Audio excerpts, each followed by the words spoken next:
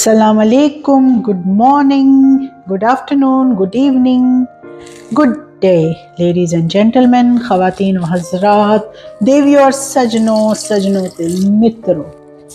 आज मैं बना रही हूँ आलूओं वाले चावल। हाँ जी, तो अब बन रहे हैं चावल। उसमें आलूओं वाले चावल इसलिए बन रहे हैं कि आपको मैंने बताया था कि इम्तिहानात का दौरा है और मैं ग्रोसरी लेने भी ना जा सकी, और हमारे घर के करीब मिलती हैं चीज़ें, लेकिन उसमें इतनी वो नहीं होती, क्या कहते हैं, वैरायटी शवैरायटी। तो बहरहाल अब मैं पका रही हूँ आलूओं वाले चावल। दिल तो चाह रहा था कि मटर वाले चावल पकाऊं, लेकिन आलूओं वाले इसलिए पकाने पड़ रहे हैं कि मैंने आपको बताया था हमारे ख़ानदान के कुछ मेंबर्स हैं, बच्चों में से, जो कि नहीं खाते मटर। आई डोंट नो, बहरहाल मटर तो इतने मज़े के होते हैं, आई डोंट नो। तो बहरहाल इसमें एक फ़नी बात मुझे याद आ गई मटर की, कि जो मेरी दादी सास थी, आई ऑफन कोट हर, उनका बहुत इम्पैक्ट है मेरी लाइफ पे। तो मैं कुछ मटरों वाला पका रही थी, तो शी सेड कि जी मटर तो डंगर खाते हैं। उसके बाद शायद उनकी जब वो दौर में मटर डंगर खाते होंगे, लेकिन that was really funny and it came as a surprise for me. और मैं बड़ी जनाब दुखी हुई कि है इतनी मज़े की सब्ज़ी, लेकिन शी ऑल्सो डिडंट लाइक मटर, उनको मटर नहीं पसंद थे। और वही सब कुछ जो है वो मेरे बच्चों में आया है। तो समटाइम्स जीन्स आर अमेजिंग, यानी आप हैरान रह जाते हैं जीन्स देख के कि किस तरह से, यानी I was always fond of मटर, मैंने हमेशा मटर पकाए हैं, और येट मेरे बच्चे जो हैं वो मटर खाते ही नहीं हैं। शायद उनका भी ख्याल यही होगा कि मटर डंगर खाते हैं डंगर कैटल को कहते हैं। अच्छा जी, सो दैट्स सो इंटरेस्टिंग। अब मैं पका रही हूँ आलूओं वाला पुलाव, और आज मैं एक एक्सपेरिमेंट कर रही हूँ, क्योंकि मेरे पास अब ये है ब्लैक गार्लिक, और ये 18 डिग्री सेल्सियस पे मैंने स्टोर करनी है, और 12 मंथ्स तक ये रहेगी। मेरे फ्रिज का टेम्परेचर वे लो है, और यहाँ किचन का टेम्परेचर वेरी कर सकता है, इट्स वेरी हॉट हियर।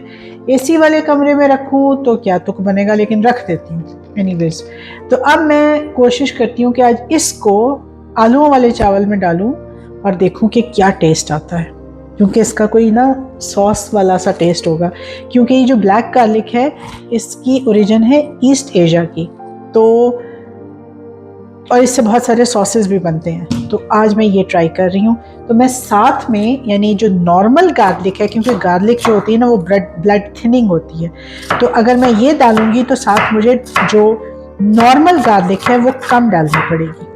ठीक, तो चावलों में थोड़ा जो पुलाव शलाव होते हैं ना, उसमें चावल अगर थोड़ा सा ये ज़्यादा हो, प्याज, और अगर वो ब्राउन हो तो वो बड़े मज़े का कलर आ जाता है चावलों में, ब्राउन ब्राउन सा। तो that is what I am trying to do now. और मैं ये इसलिए कुकर में पकाऊंगी क्योंकि मेरे पास है आलू, मैंने आलू गलाने हैं। ये रहा मेरा कुकर। मैंने आपको बताया था इसमें कुकिंग टाइम भी कम हो जाता है, फ्यूल जो होता है वो अच्छा वाला सेव हो जाता है, और सस्टेनेबिलिटी अच्छी रहती है। तो बहरहाल इसमें मैं अब पकाऊंगी, और जब आलू गला लूँगी इसमें, तो मैं चावल के लिए इसको एज प्रेशर कुकर यूज़ नहीं करूँगी, इसको मैं एज नॉर्मल पॉट यूज़ करूँगी। अब मैं इसमें तेल डाल के, जो कि एक्स्ट्रा वर्जिन ऑलिव ऑयल है, थोड़ा सा, ठीक है, और मैं इसमें नमक डालती हूँ, क्योंकि मैं हमेशा नमक डालती हूँ। ये रहा मेरा नमक, ये मैं नमक डालूंगी इसमें, ये रहा चमचा, और ये देखें जी इसमें नमक डाला। और क्योंकि नमक से अच्छे लाल होते हैं प्याज, जल्दी लाल होते हैं। और अब मैं इसको हल्की आंच पे, तेज़ आंच पे ये जल जाएंगे, हल्की आंच पे ये खूबसूरत कैरामलाइज होंगे। आपको पता है ना कि ये जो प्याज को हम लाल सा करते हैं, ये एक्चुअली हम कैरामलाइज कर रहे होते हैं, क्योंकि इस प्याज में बहुत सारी शुगर होती है, चीनी होती है। तो ये चीनी जब इसमें तली जाती है तो ये कैरामलाइज होती है। अब जी चेंज ऑफ प्लान ये हुआ है कि वो जो इंडिविजुअल है जो नहीं खाता या खाती मटर पुलाव, तो उसके लिए थोड़े से अलग से चावल बना दिए जाए। ठीक है, यानी मसाला एक ही है और उधर से दो तरह के चावल बनाए जाए। और मेरे पास इस वक्त कोई चॉइस नहीं है, यानी मैं मसाला एक जगह बनाऊंगी और जो चावल हैं वो फिर दो जगह बना लूँगी। ठीक, so that's what I am planning. अब जनाब अगली चीज़ कि मैंने ये वाला थोड़ा सा डालना है, और ये अदरक है। ये अदरक ये ना मेरे पास इतना खूबसूरती से इसको छीलने का टाइम नहीं है, ये देखेंगे, तो मैं इसे जल्दी जल्दी छील रही हूँ। सुना है, आई हैवंट गूगल्ड और सर्च्ड अबाउट इट येट, कि जो इसकी स्किन है उसके नीचे ज़्यादा वो होती है। तो जिस मैंने आपको कहा था ना, आई हैवंट स्टिल, मैंने इसको अभी तक सर्च नहीं किया। देखूंगी। जो प्याज हैं वो लाल हो रहे हैं, ये मैंने फेंका। मैंने जल्दी पकाना है, वक्त का मुकाबला सख्त है, देर हो चुकी है एज़ यूजुअल, और इम्तिहानात जारी हैं और मेरे ये लाल हो रहे हैं प्याज, कैरामलाइज हो रहे हैं, उनकी जो चीनी है वो ब्राउन हो रही है और मज़े के हो रहे हैं। चलो जी ठीक है। अब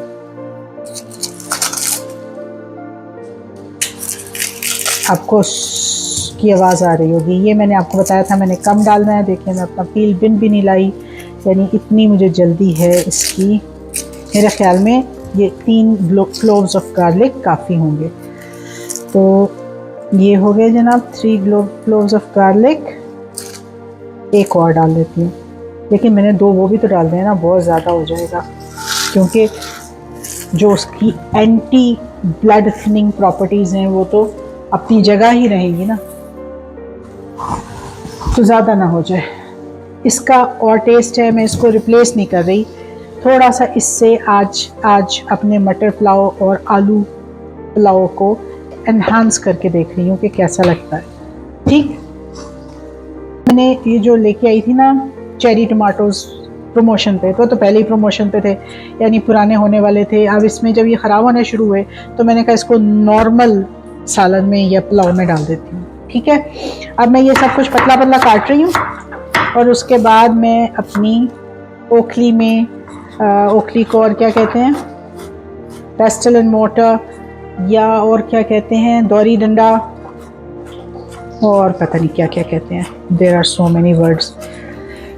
कभी कभी मैं सोचती हूँ कि जो डाइवर्सिटी सब कॉन्टिनेंट में है ना, वो शायद दुनिया में कहीं नहीं है। ज़बानें हैं वहाँ पे, यानी दैट इज़ अमेजिंग। शायद कहते हैं कि चाइनीज़ सिविलाइजेशन शायद सबसे पुरानी है, बट इनके यहाँ डाइवर्सिटी क्यों आई, कैसे आई, किसी को पता हो तो मुझे बताएं। इतनी डाइवर्सिटी, दैट्स अमेजिंग कि एंटायरली लैंग्वेजेस चेंज हो रही हैं, सब कुछ हो रहा है। अच्छा जी, अब आ गई ये एक्सपेरिमेंटल, क्योंकि कल ये अप्रूव हो चुका है, कल की डिश में हाईली लाइक्ड है ये, राइट। तो देखें जी क्या होता है। ठीक है, इसमें ज़रा ना फैशनेबल सी चीज़ें पिसती हैं। ये आइकिया का है, तो वहाँ पर लोग इतना नहीं पीसते मसाले जितने साउथ एशियंस पीसते हैं, तो इसलिए मैं अपना वही देसी वाला लूँगी जो मैं पाकिस्तान से लेकर आई हूँ, उस पे पीसती हूँ। इसको पीसने के लिए मुझे उसे थोड़ा सा हटाना पड़ा चूल्हे से। अब ये देखें कहाँ ये देसी डंडा और कहाँ ये। ठीक है, तो ये पीसने के बाद मुलाकात करते हैं। हाँ, आप लोग अक्सर सोचते होंगे कि मैं इसको ब्लेंडर में या चॉपर में मैं कभी कभार पीस लेती हूँ, चॉपर में फ़र्क नहीं पड़ता, लेकिन मैं कभी ब्लेंडर में नहीं पीसती। ब्लेंडर में क्यों नहीं पीसती पता नहीं, मैं बहुत सोचती थी कि ब्लेंडर में ये चीज़ें पीस के इनका टेस्ट क्यों नहीं रहता। तो देन एक बहुत कोई छोटा सा व्लॉग मैं देख रही थी यही कुकिंग के बारे में, and the lady in that explained कि जब आप ब्लेंडर में डालते हैं चीज़ें तो इन चीज़ों की जो अपना सैप होता है ना, आपको पता ना कि प्लांट्स का जो अपना लिक्विड होता है उसको सैप कहते हैं। तो वो जो सैप है, वो जो सैप होता है वो बाहर आ जाता है।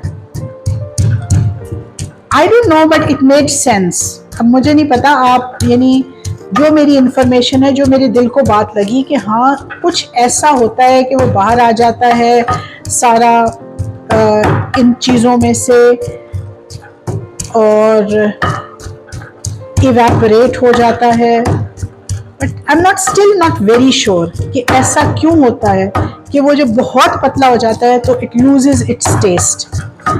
तो शायद जो सैप होता है वो इनके अंदर छोटे छोटे पार्टिकल्स में, जब हम इसके छोटे छोटे पार्टिकल्स करते हैं तो वो जो सैप होता है वो इसके अंदर रहता है, तो वो फिर मेंटेन रखता है टेस्ट को। It's not a very good explanation जो मैं आपको दे रही हूँ, and I am still very confuse about it.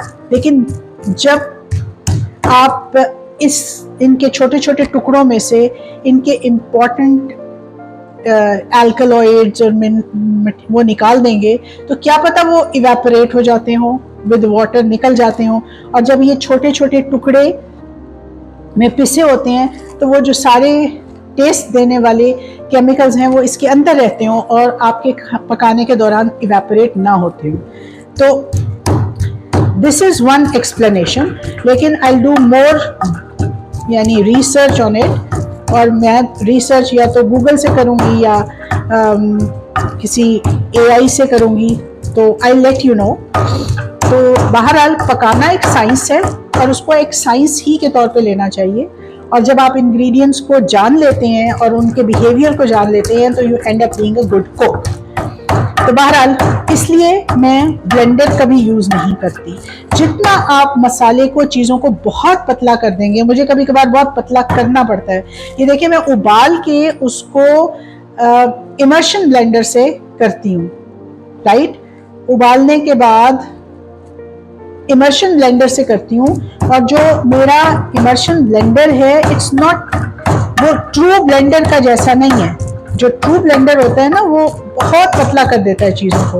ये जो इमर्शन ब्लेंडर है it's somewhat acts like a chopper, वो इतना पतला नहीं कर पाता। तो that is why I use immersion blender, और वो भी पकाने के बाद, ठीक है।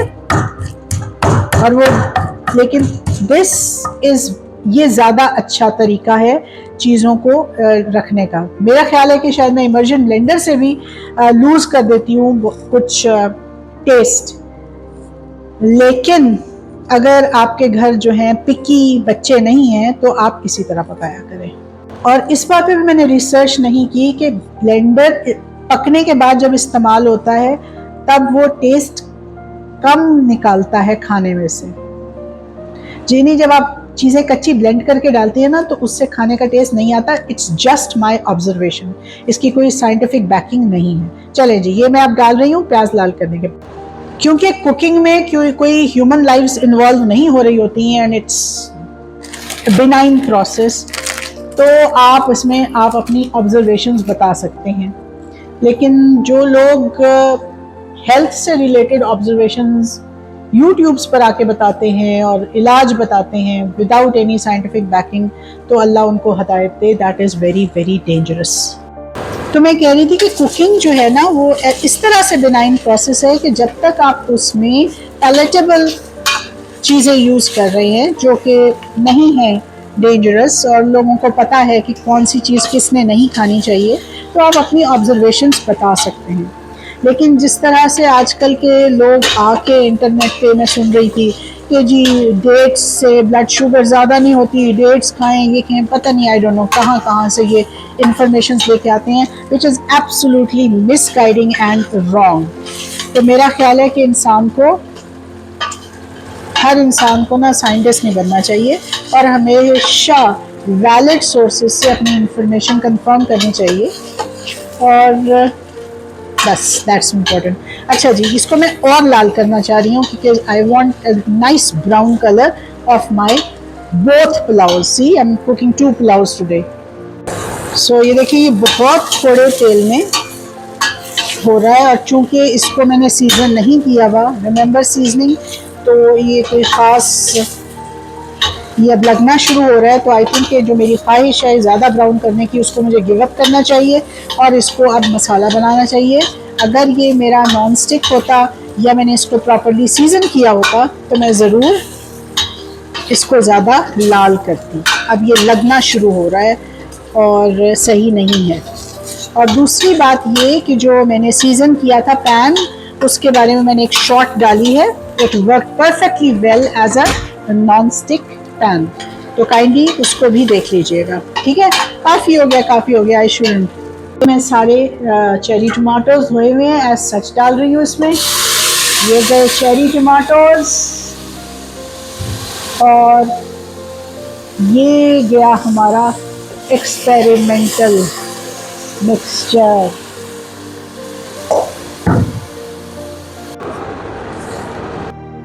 लो जी, अब हुआ ये कि मेरा माइक काम करना छोड़ गया और मुझे अब वॉइस ओवर करनी पड़ रही है। तो मैं चूँकि प्याज ज़्यादा लाल नहीं कर सकी थी क्योंकि वो चिपक रहे थे, तो फिर मैंने इसके अंदर ये डाला है चेरी टमाटोज़, और फिर ये चेरी टमाटोज़ के साथ इसको प्रेशर कुक किया।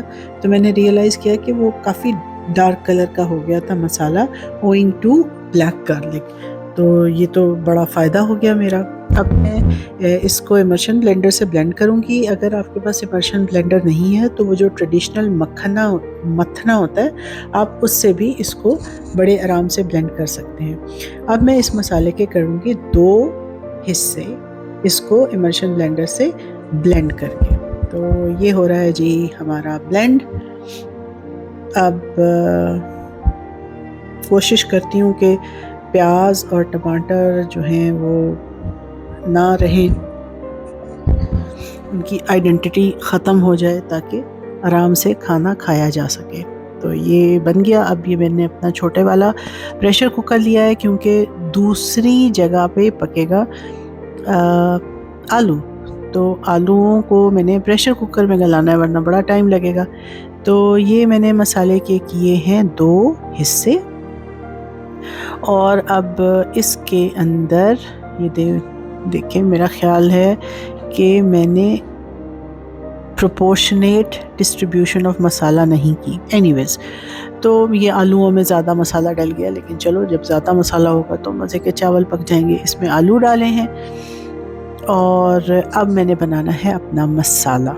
ठीक है, और एक बात मुझे अब याद आई है कि मैं सिनेमन यानी दालचीनी डालना भूल गई हूँ, क्योंकि मैं अक्सर चावलों में जब पुलाव पकाती हूँ तो दालचीनी डालती हूँ, और मैं अब सोच रही हूँ कि जब मैं चावलों को उबालूँ तब भी उसमें एक आधी सिनेमन स्टिक डाल दूँ, क्योंकि उससे एक थोड़ा सा कलर भी आ जाता है और एक अच्छी सी स्मेल और टेस्ट भी आ जाता है। तो जो 3 मसाले मैंने डाले हैं, काली मिर्च, ज़ीरा और धनिया है, तीनों को ये 2 हांडियों के लिए डाले हैं। एक हांडी थोड़ी सी है, एक ज़्यादा है, इसको पीस लिया मैंने। अब इसको मैं रखूँगी और इसमें डालूँगी, इसमें डालना है जनाब थोड़ा, ठीक है, काफ़ी है, ज़्यादा नहीं है, और इसमें जनाब थोड़ा सा मैंने ज़्यादा डालना है।